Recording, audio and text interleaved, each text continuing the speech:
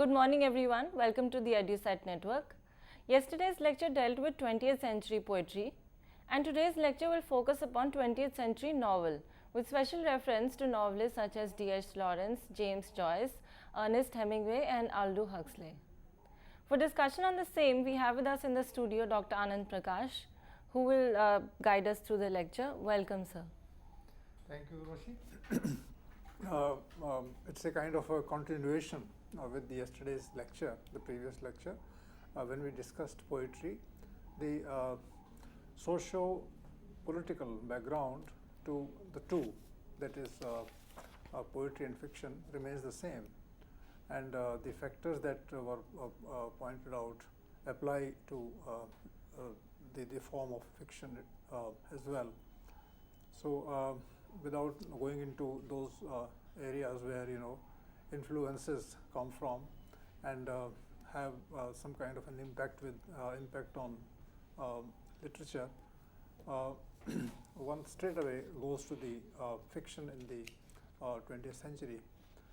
And as all of us realize, fiction is a long-held tradition of prose writing in English, starting from the 18th century onwards, and it has gone through a number of phases in this period, and those phases reflect specifically in the 20th century, because the 20th century is a domain of life, is a domain of the world situation that is determined by and broadly guided by things like the economic crisis in the 20th century, then the happening of the World War has already been discussed, and the emergence of Soviet Russia on the world scene as an alternative model for development and social sustenance. So these things leave their impact on literary field, and fiction has not once again remained untouched by this. So there is the old kind of fiction which was quite strong in the 19th century, when writers like Dickens and Hardy, they took upon themselves to take stock of the urban scene and the rural scene, and problems of both seem to go together. There were certain links which would unite the urban life with the rural life in the 19th century, and that trend of writing in fiction was called the realistic trend, because the writers of the period, particularly these two to whom I referred, that is Dickens and Hardy, they take all their inspiration from what was actually happening in the surroundings that they picked up for projecting through their writing, and the characters in the novels could be identified, located at the place from where they came, where they lived, etc. All those things were realistically, that is graphically, objectively captured in the fiction of the time. And it was not merely the characters, it was also the situations in which the characters were placed.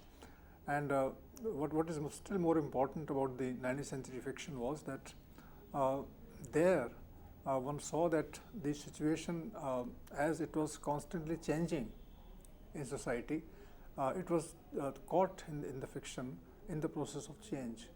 So if at a certain point the novel began, and at another point it reached its middle, and finally it came to its conclusion, then one realized, one felt that what had been earlier had changed in the meantime, in the middle and at the end, and that this change brought about a sense of maturity on the part of the writer, on the part of the reader who participated in the imaginative action presented there, and that way the whole thing was happening as if parallel to what one saw in life. So this is called the realistic trend, and another important thing about the realistic trend was that certain answers to the problems that were projected, those answers were suggested in either in the form of direct statement, or behavior of the characters, their expectation, etc., or the answers would remain in the background, and with one's own intellectual help, the reader could formulate those answers on one's own. So realistic fiction then was not merely realistic in the sense that this is how it appeared in life. It was realistic also in the sense that the probabilities that were there in life at that time, those probabilities and possibilities were also captured and were suggested through the idiom, through the dialogues, through suggestions, through pointers that the writer gave and provided for the appreciation of writing at that time. But trends generally in literature, they originate at a time, then they evolve, and finally they are stable for some time, and then since the background against which they stand has got changed, so these trends also weaken with the passage of time. And one realizes that if the 19th century had reached its zenith and its climax in the writers, in the two writers that I have talked about, then there came a phase in the latter half of the 19th century and early years of the 20th century, when that kind of realistic trend would not appeal and inspire writers and readers as much as it did earlier. So maybe realistic trend also weakened in the meantime, and one realizes that a person like Galsworthy in the 20th century would not have the intensity and would not have the complexity, sense of complexity that Dickens and Hardy showed in the 19th century. So with the passage of time, realism of the kind that one saw in the 18th century earlier and the 19th century later, that became a bit mechanical in the 20th century, and writers must have thought that newer ways of expressing themselves, newer ways of appreciating the developments around them had to be invented. So this is one area. I don't refer to the social and the political details, but just to the literary details concerning form, that the realistic form somehow lagged behind the new happenings and events that were spotted, that were located in the early 20th century. One important development of the early 20th century was, and it once again had links with the previous century, was that the European man and the European woman, man particularly, the European man started looking towards oneself, started questioning one's norms of life and the principles that one adhered to earlier, and this gave a kind of inwardness to the life of the person concerned. And this person that one talks about is not any individual. This is the sensitive individual. This is the person with whom the writer himself or herself also could relate easily.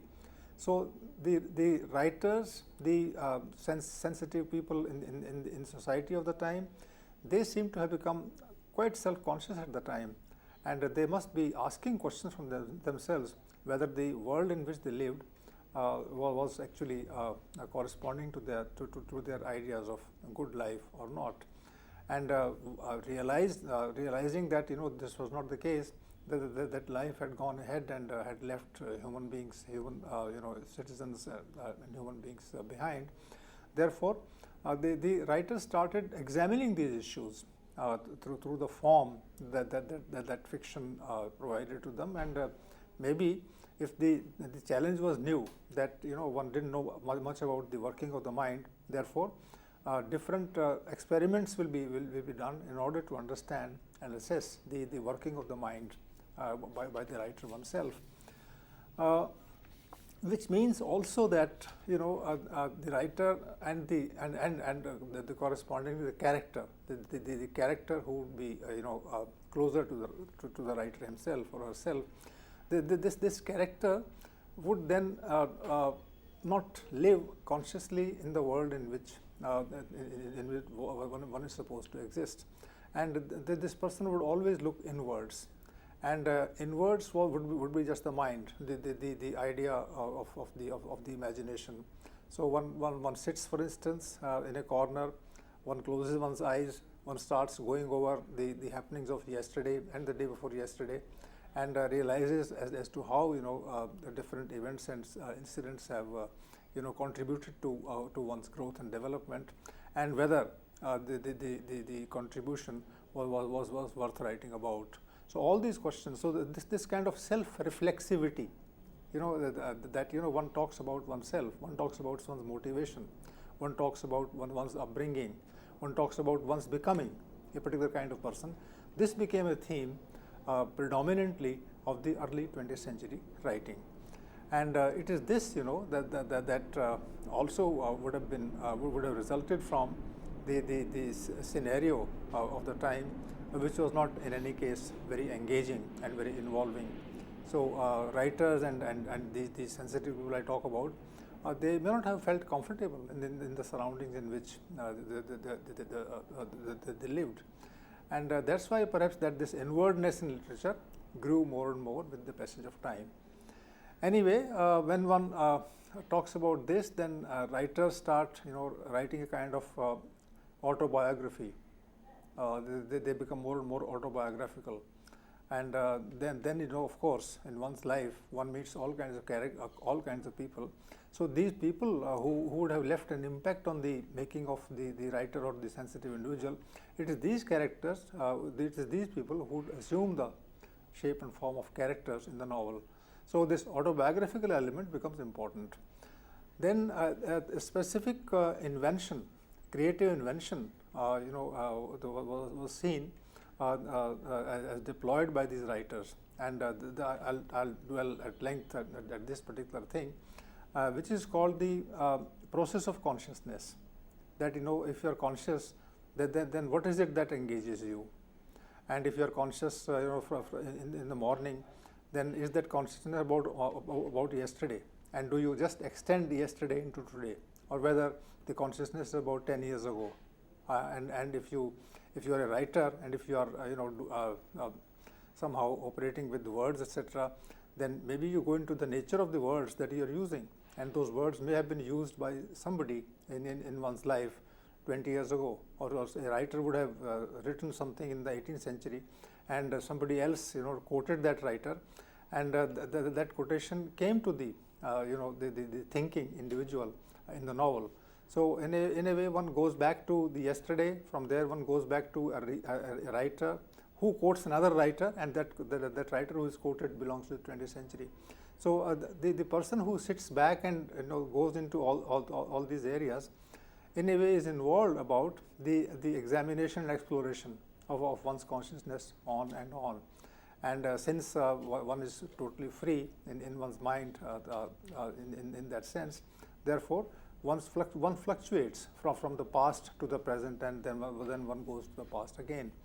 And if one has remained like this, tied down to one's chair, tied down to one's room, then maybe 6 hours pass, and in those 6 hours, the writer has the central character in the novel has gone into different periods of time, into different series of actions, met in imagination different people who are a part of one's memory now, and in a way, an inner world is that way sought to be created on the pages of the novel.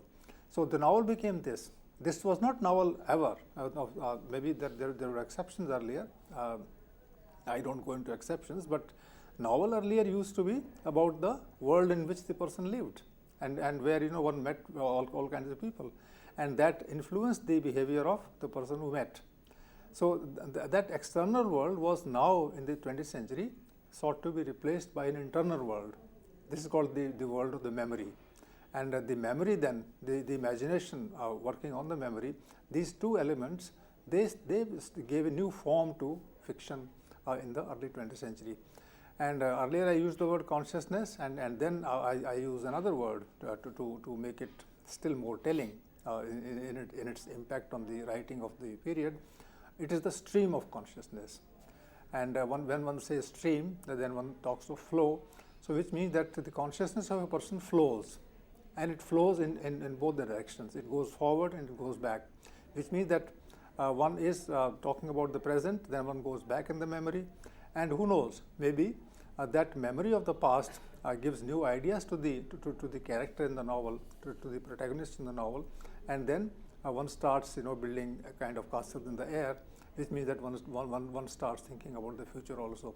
So future, present, and past, they all become somehow combined in the descriptions that the writer is providing in one's novel. And in fact, this was called the stream of consciousness novel, and the major writer, who deployed this particular a method to present the glories and the defeats and the vision of a character. This person is James Joyce, and he writes novels like this, stream of consciousness novels, and of course in the stream there's nothing like a beginning and there's nothing like an end, and the writer becomes so involved in the entire process of the stream of consciousness that maybe the novel can begin not from the beginning of the sentence but from the middle of a sentence. And when the writer is so very fascinated by the idea of not beginning from the beginning, that one starts the novel in the middle of the sentence and one finishes the novel in the middle of the sentence, just to copy the kind of flow that is there in life. So there is a process that has been captured in the novel, and that process in turn captures the process of life outside, and whatever is seen outside is presented inside the novel. So this kind of a conundrum, this kind of a riddle is what the novel becomes. And that the center of such a novel is the person whose consciousness is being captured. So see the kind of writing. Now there will be not many characters in the novel. All characters will be a part of the memory of the main character, who is at the center of the novel. And then because the person who feels, the person who is deliberating, the person who is imagining, is the person who is actually sitting and writing, or sitting and thinking. So which means that even when there is an action, this action is only in the shadow of the action. There is actually no action. It is only in the memory that one person lives, and in the memory one can have only this kind of circularity. So this is the psychological dimension that was sought to be used by was sought to be projected by the writer of the time, and this is how the novel evolved in the early part of the 20th century. Now a few points I would like to make about this, which I have suggested already in the analysis. One would be that the stream of consciousness would have been a lived experience, of course, but then it also became a technique.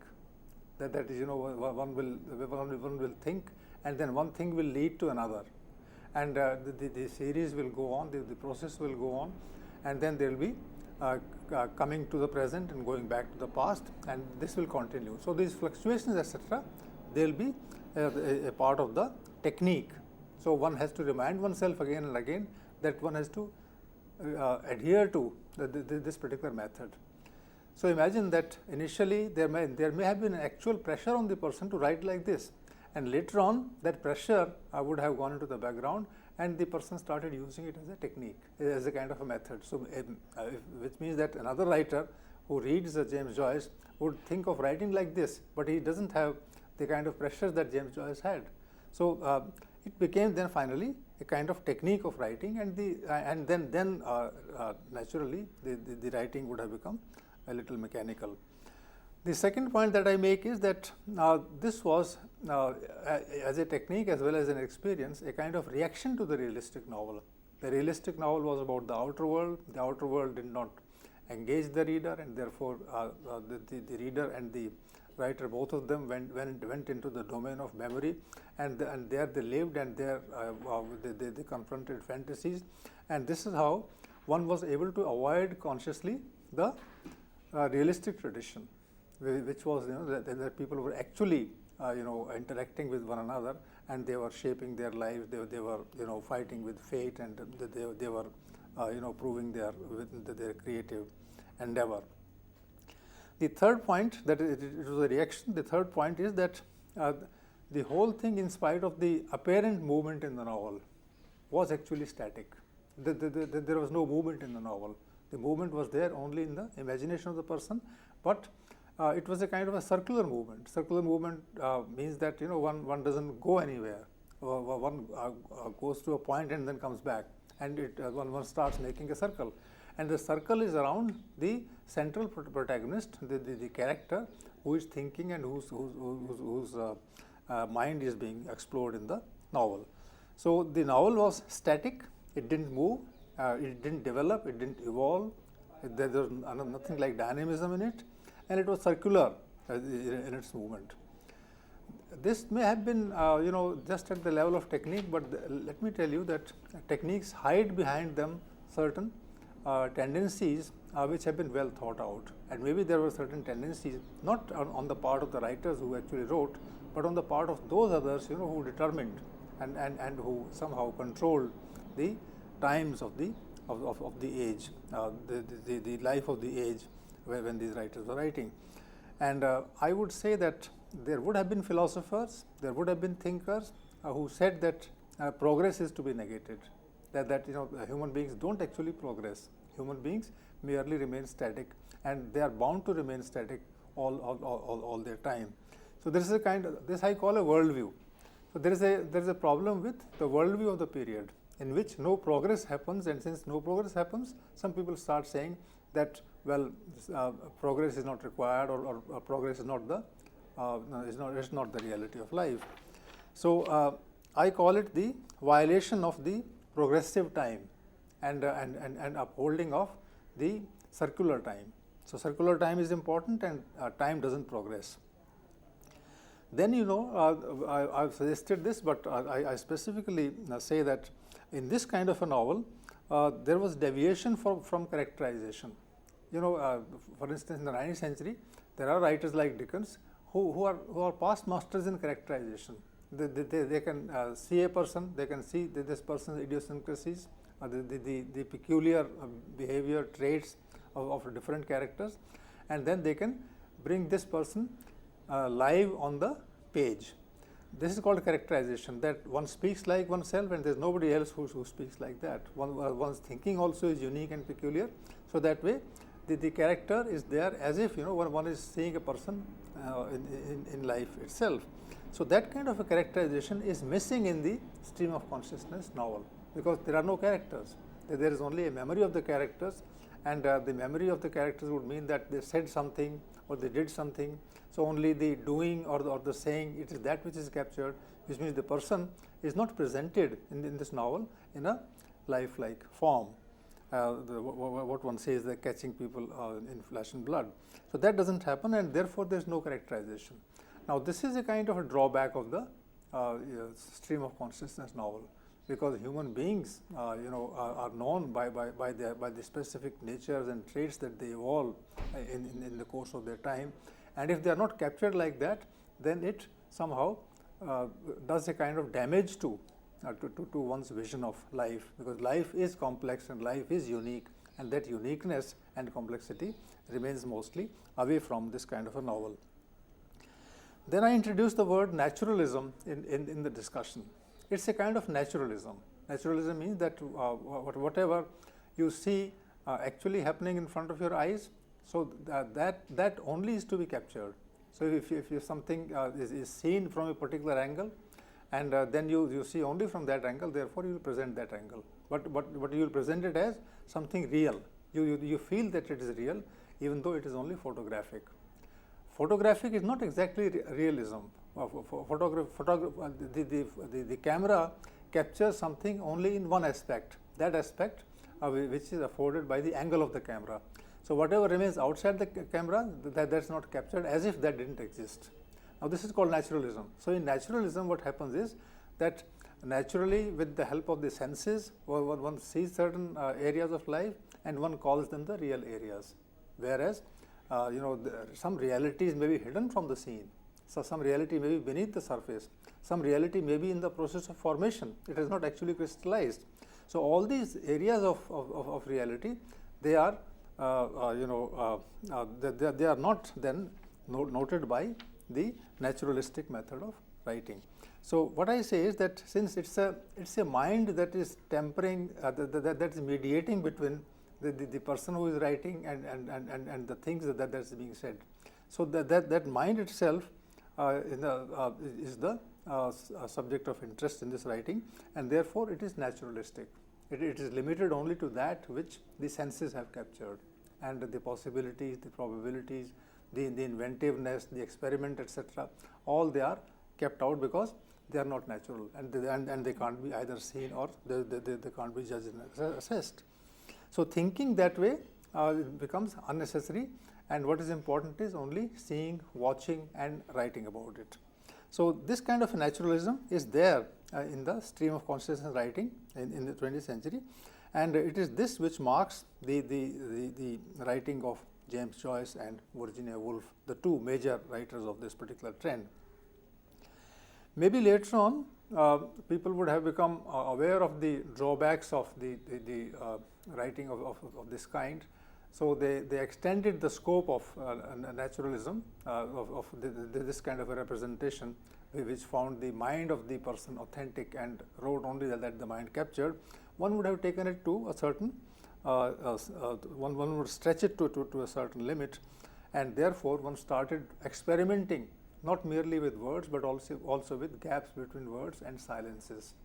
Now, silences were not there in stream of consciousness. Stream of consciousness always remained a stream. There was never a break in the stream. But then, maybe writers like Samuel Beckett, who was very close to James Joyce. In fact, as a young man, Samuel Beckett was the secretary of James Joyce, and he was in touch with him, and he would help him in his writing and all those things. And therefore, he watched his great teacher and master at work, and then he would have realized that things should be perhaps done differently. So James Joyce was followed by, let's say, Beckett, who wrote plays and who also wrote fiction, and in that fiction one sees a remarkable change in the deployment of certain methods. And one method is that this person uses silences, this person uses broken sentences, this person uses repetitions, and this person then gives jolts to the mind of the reader. So all these techniques, which were extensions of stream of consciousness, they were violations of stream of consciousness, but keeping stream also somewhere in the background. So this is how the fiction developed later.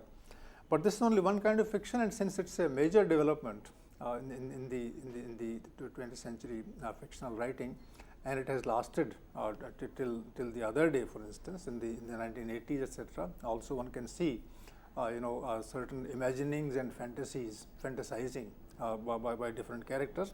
So in some form or the other, this has remained through the entire century. But this was not the only trend.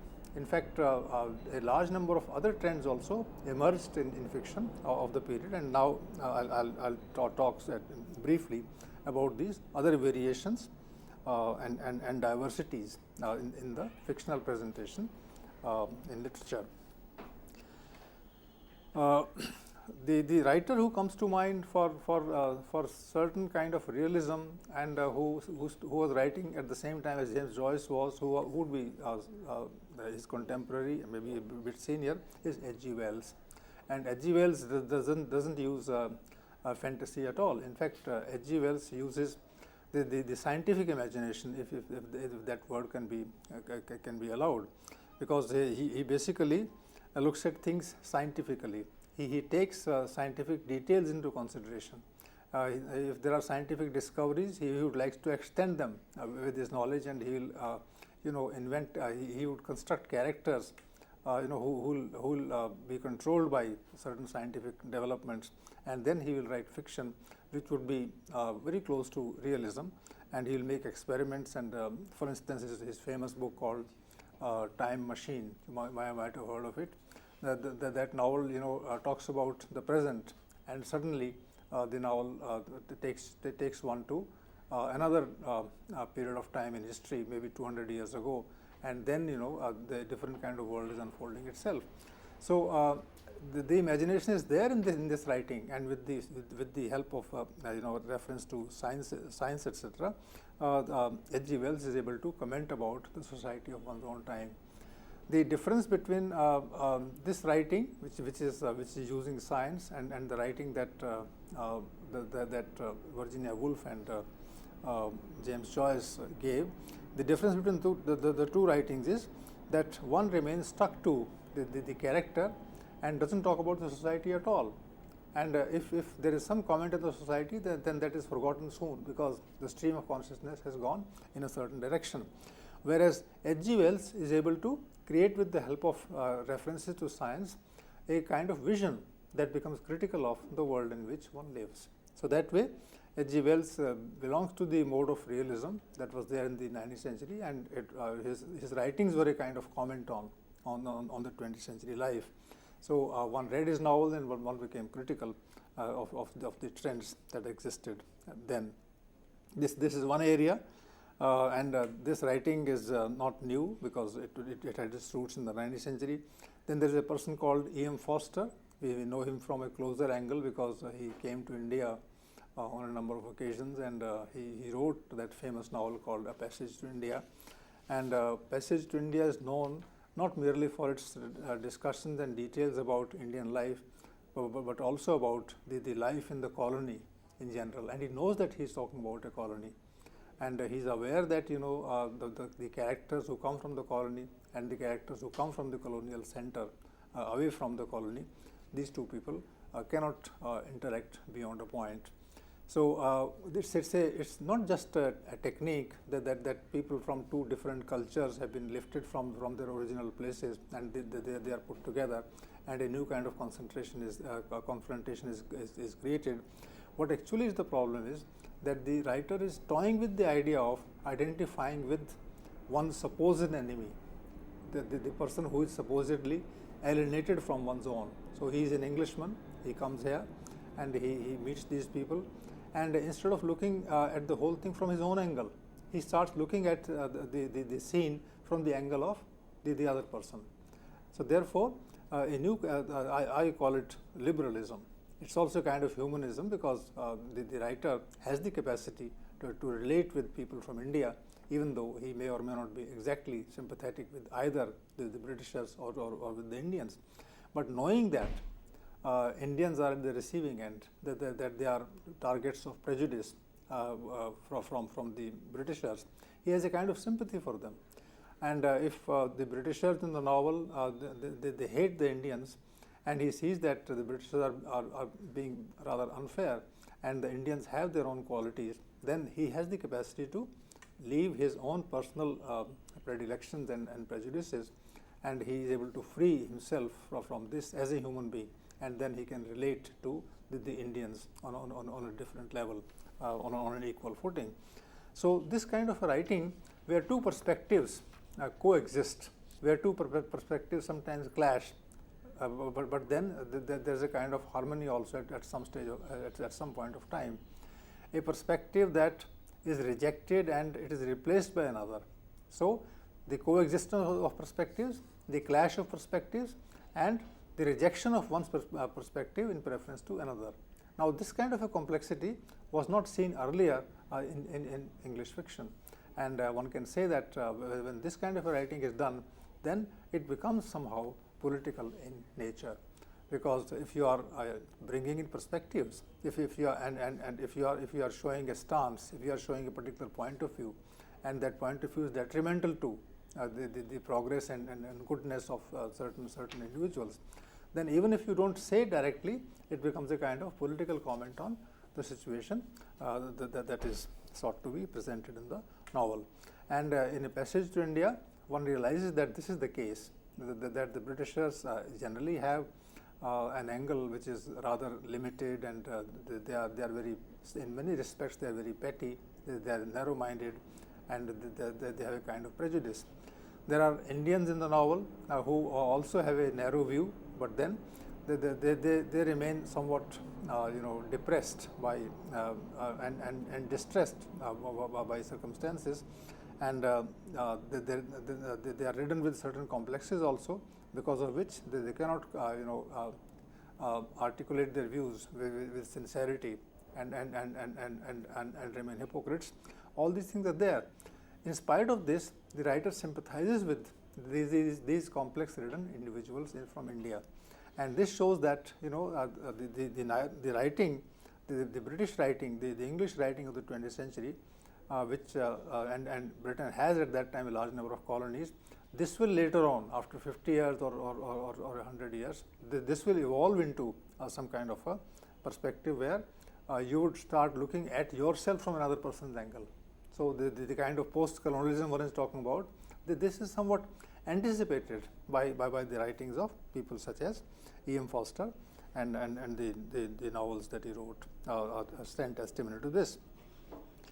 Then on the one side you have Edgy Wells, who has roots in the 19th century. There is another writer, Aldous Huxley, who doesn't have those 19th century roots, who is a liberal, but who is a very sharp intellectual, and his knowledge of science has given him a scope to understand things, not merely with reference to the past or to the present, but also towards the future. So he has, he can, one of his finest novels in the 20th century, written I think in the 1930s, is called Point Counterpoint. It's a famous novel by him, and where he is presenting one character after another, and each character has a point to make, and another character then is introduced who has a counterpoint to give. So which means that the writer is creating a sense of discussion in the novel. This was the case with most of the writing of the 19th century too, but not with this kind of focus, that the whole novel will be given the shape of a debate, where one point is presented and then it is countered by another person or by another voice in the novel. So this kind of a novel Huxley wrote, and he wrote novel after novel, and he was a mystic, a person who knew science, a person who knew the nature of the argument, who knew the working of the mind, etc., and who was at the same time not writing stream of consciousness fiction, who was in fact moving out of the stream of consciousness fiction and presenting characters with their own view of knowledge, view of science, etc., their view of life, and they would argue. So he would allow them to argue, and finally he would not give any apparent answer. So which means that somehow the reader has been stirred in one's mind by different points of view, and then one starts thinking oneself. A third example is that of George Orwell, another writer who is a visionary, and who is like the pink poets of the 1930s. He is a kind of a radical in the 1930s, and he at the same time is open to certain problems that that radicalism posed at the time.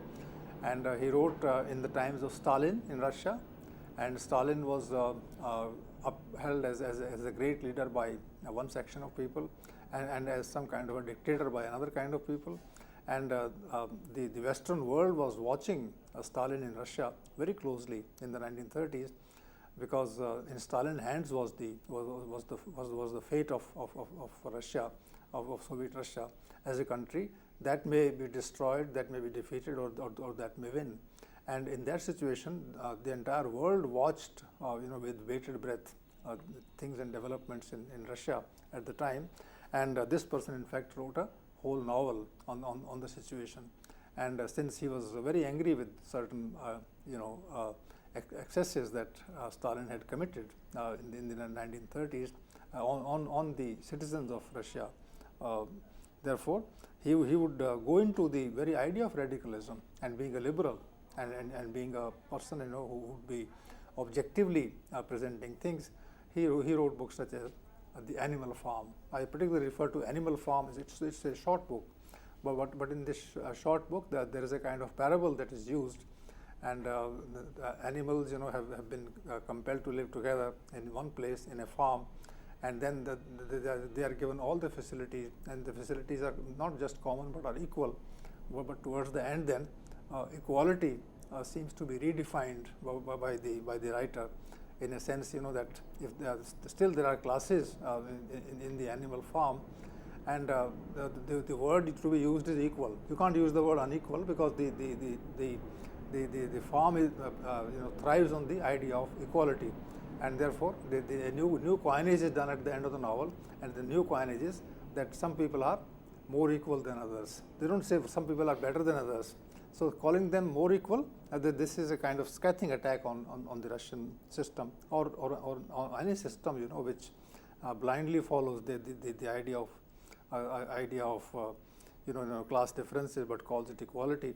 So that way, such a writing in the 20th century is important because it took cognizance of developments not merely in the capitalist world, but also in the socialist world. And if socialist world had a great deal to teach to the capitalist world, then the capitalist world also would definitely learn a few things from the socialist world as well. So it is here that I would take help from Ma'am Anchor, and maybe whether this point has been clearly enunciated or some more is needed. What is your view of this fiction? So you have clearly pointed out how George Orwell in his Animal Farm reinforces the idea of equality, and very interestingly put by you saying that some people are more equal than the others. And we see the development not only writers in the 20th century using a technique called stream of consciousness, but there's Edgy Wells who's making use of science and also perhaps even predicting some scientific developments. In one of his novels, he talks about gene mapping DNA, which goes on to be predicted later on. So it's a very positive writing in that sense, very futuristic. And you were mentioning any difference of opinion somewhere, or any question that you like to ask? Not any question per se, but I was reading and I came across a phrase, lost generation of the 1920s. So that sort of hit me, and I wanted to find out why was this term used for most of them, or maybe the only the writers using the stream of consciousness technique? It's a broad term. It's a lost generation, of course, and there was a kind of crisis in the 20th century, the early years of the century, and there were people, who wanted to find an answer to the dilemmas of the age, and they were not able to find answers. And secondly, what answers came their way were somehow not satisfying, but they pursued those answers, and in the process, maybe they lost the way. So if things had been different, if the circumstances that prevailed in the Western world at that time were of a different nature, then maybe these people would have retrieved themselves from the wranglings of the time and would have then gone in a different direction. So this happens in history, that people do not have that kind of direction which is required so that they can go forward. So maybe in the 1920s, when the writers were somehow engaged with the idea of mind, engaged with the idea of that stasis I talked about, then in that process the whole generation went and nothing happened. But then that gave rise to the other kind of writing which I have talked about. These variations that I have discussed regarding E.M. Forster and others, these only show that stream of consciousness as a technique, as a kind of writing, was there quite effectively present earlier, but then later on it's more or less disappeared from the scene. Because, and I'll maybe discuss it now, but this kind of a writing actually is not conventionally realistic writing or conventionally fictional writing. Fiction has a certain kind of a form, and if you experiment too much with that form, and go against the very tenets of the form, then of course after some time you realize that the form will assert itself and you will be left behind. So maybe that's how one can comment on the idea. So can we also say that writers using stream of consciousness technique, as we were discussing yesterday, also the whole idea of disillusionment with the war, but as time progresses we have writers like E.M. Forster who's manifesting very humanistic values. You use the term liberalism, and then we talked about Edgy Wells, very positive ideas. In fact, Edgy Wells also, like E.M. Forster, uses metaphors of aliens from Mars and so on to even comment on the idea of empire building. So he is critical of his own country. So isn't that also because the war has been left behind a couple of years and they're moving towards a more positive sense? That's a very interesting thing that you are pointing towards, because 1920s and 1930s, the period when these writers were active, this was also the period when Europe could have turned in a different direction and would have seen that humanism which was inherent in their culture. In the 19th century and in the early 20th century, Europe was far ahead of the rest of the world. The rest of the world could not catch up with them easily, and if this war had not occurred that way, or if certain forces would have been differently shaped, then maybe the first people who would adopt socialism and the principle of equality would be not from Russia but from Europe. Yeah. So that kind of a thing happens in history, that the most developed nations sometimes get stuck, and a very underdeveloped country like Russia that forges ahead. So that creates its problems in literature also. And who knows, the kind of realistic tradition that's there in fiction in the 19th century in England and France, that realistic tradition would have gone further ahead and become what the critics of realism says, a kind of socialist realism. That didn't happen in England, and that's a kind of tragedy for the English culture, that things didn't happen. But well, then there were other writers who pointed out complexities of a different nature, and the literature flourished. But then maybe fiction became much more strong elsewhere, because fiction becomes strong only only at that place where people start engaging with the actual problems of the time. So maybe the fiction in Germany, like Kafka's or Thomas Mann's, that becomes more important than fiction in England or in France. Or why France and England? In India, there is a writer called Tagore, there is a writer called Premchand. Yes, sir. There are other writers too, and they write fiction, and they are otherwise behind these other writers. But then, in their own way, they bring in areas of significance much more effectively than would be possible in Europe.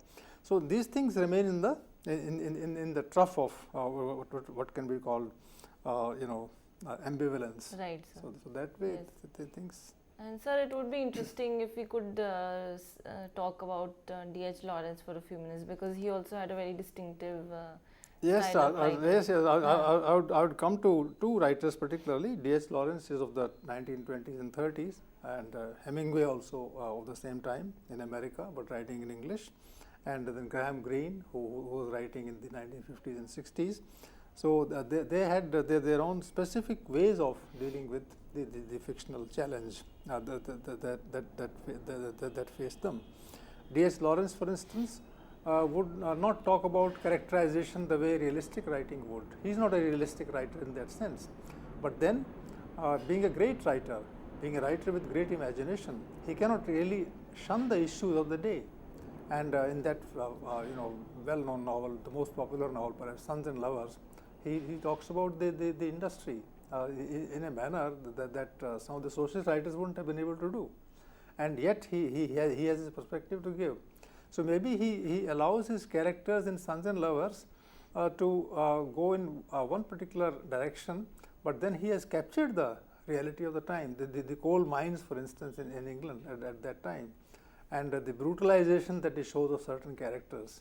That brutalization is not actually of this person's in Sons and Lovers, of this person's loss of touch with nature, but it is because the world in which he lives, that world itself doesn't afford him any sense of values.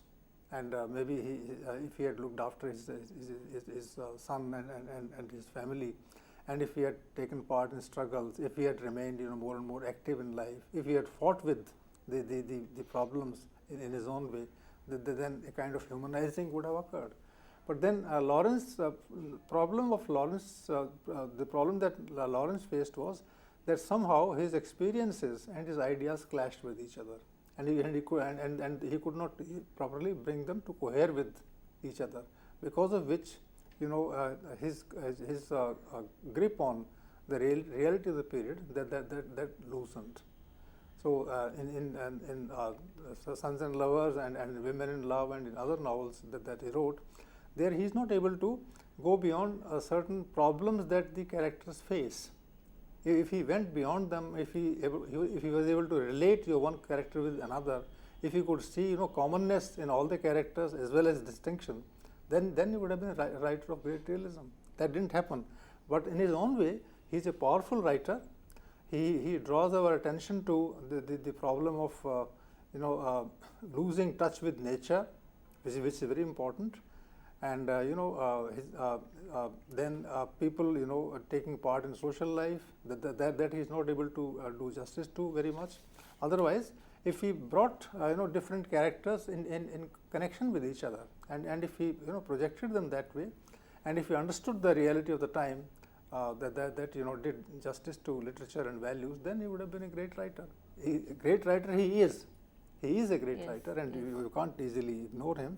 But then he somehow goes in a different direction than, as you suggested rightly, Edgy Wells and Aldous Huxley and E.M. Forster, and even George Orwell, who became a self-reflexive kind of a soul at that time.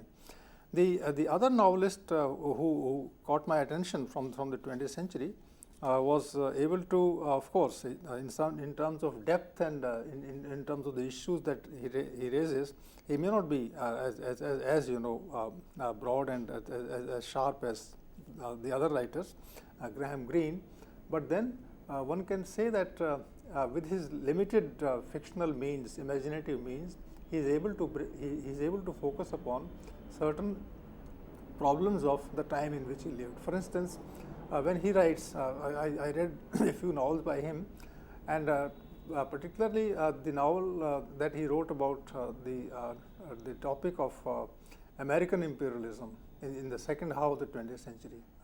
This is called Quiet American.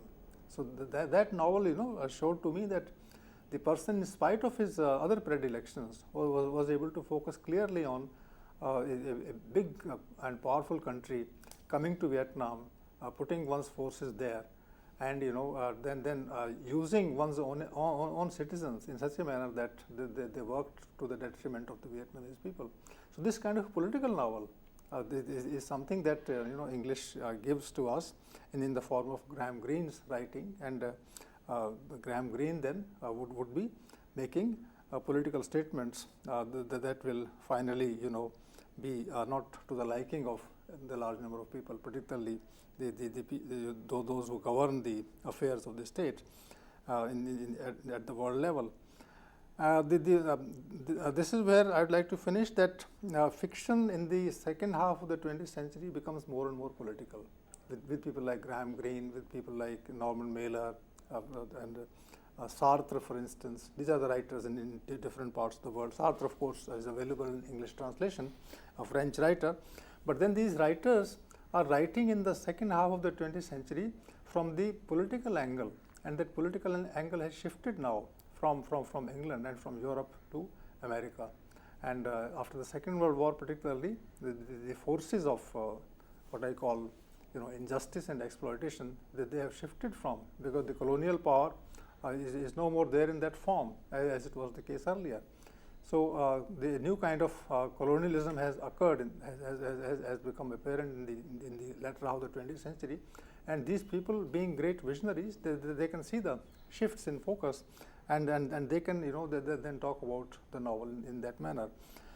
I'll conclude by saying that fiction, by definition, is about the ordinary people coming to terms with the ordinary issues. That's how the fiction came into being. That's how it started using the form of the prose, and is a simple narrative, and with people thrown in, and there can be essays in it, there can be discussions in it. It's a loose form. It's as loose as living in a society is loose. One doesn't know where one exactly is heading. And in literature also, there is luckily a form called the fiction form, in which one doesn't know where exactly one is heading. It's not a very sharp form as drama is or as poetry is. So that way, fiction has shifted from the early 20th century to the latter half of the 20th century in so many diverse ways that finally seems to lose its way.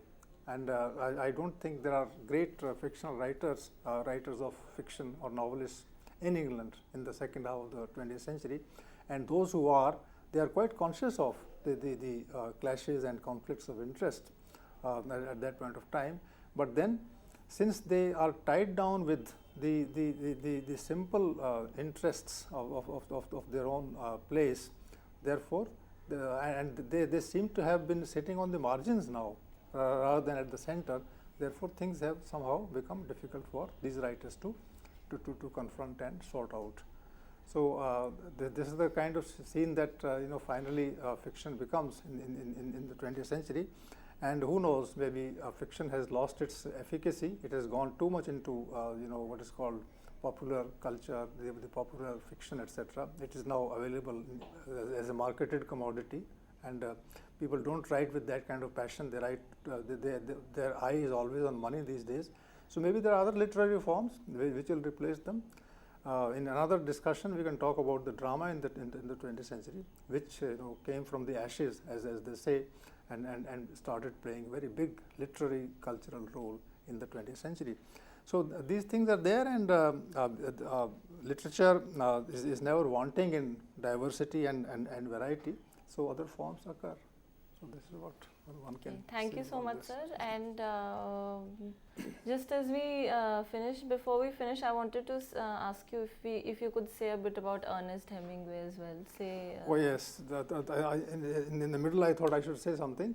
Ernest Hemingway basically is a contemporary of James Joyce, and he also took part in the First World War, and he wrote war novels. He's known as a war novelist. But then, as criticism has pointed out, and his own novels also present, he is writing about a person who has been caught in the war. So one is not enjoying the war. This is actually when one talked about the First World War, Second World War, one should have talked about this also. That the person who takes part in the war in the 20th century is not interested in the war at all. So the soldier is not a hero. Soldier in the war actually is a victim. He has been thrust into the war. He suffers in the act of fighting an army, the members of which one doesn't know. He doesn't know his own aim also in life. He somehow is a kind of a mercenary. He's asked to, he's compelled to join the war, he's compelled to do a particular job, and there he suffers. And maybe the answer to the kind of suffering that he's subjected to, the answer is in human communication, exchange of views, an emotional life with a woman, etc. All these things. So there's a kind of love, but that love also finally shows a kind of breaking within of the character who is taking part in the war. So in fact, his novels, For Whom the Bell Tolls. So if the tolling of bell is important, which means death is important, then one is not talking about heroism at all. Yes. Or this Farewell to Arms, then of course he's thinking of bidding farewell to any kind of war. So even though they are called war novels, they are actually anti-war novels. Right. And there, the heroes are the broken heroes. The heroes are the ordinary masses, and they are broken from within, and they are sick from within. And this kind of a writing is really a great humanist writing, very, very, very fine, realistic writing, where Hemingway is able to show to the world that the real answer to the problems of the present day war lies in the sensitivity of the individual, and if that can be preserved, then only wars will come to an end. Right. So okay. Thank you so much, sir. And as the viewers have observed, the 20th century novel has been put in a very compact form by sir within the very limited time that we have. And I'm sure that you all will be tuned in tomorrow because we have another lecture on the series. Have a good day.